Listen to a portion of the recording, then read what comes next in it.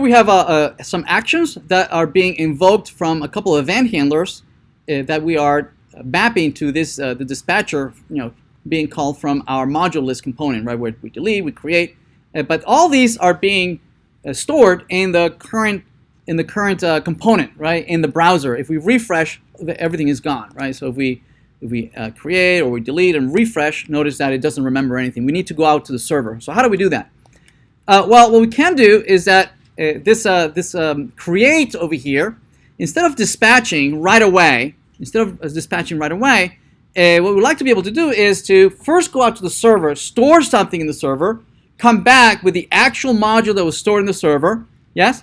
And then once we have that object, then we can maybe pass it around as an argument, yes? So let's do that.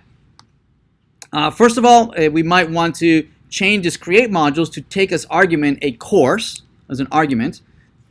So for instance, this title over here of new module, ideally we're passing it as an argument, right? And this can take as argument the module, the new module, right? And then this would be the value that would be right here. Yes? All right, so we're passing it as an argument. The reason we're going to do that is because we're going to go out to the server, right? We're going to create an actual module, store it, and it's going to come back with the actual server, with the actual module, with the ID calculated. Yes? And that module we can then pass it to the dispatcher to add it in our state. Yes? All right, so let's do that. So how do we do that? Well, we know we have a URL for this, right? We can do a fetch, and the URL will be something like what?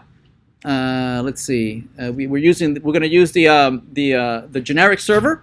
So webdev, it's this one. So we're going to copy that. So that's the URL.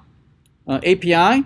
We're going to do cs5610, right? And so we're going to post to that /modules. We're going to post there, and we're going to have the we're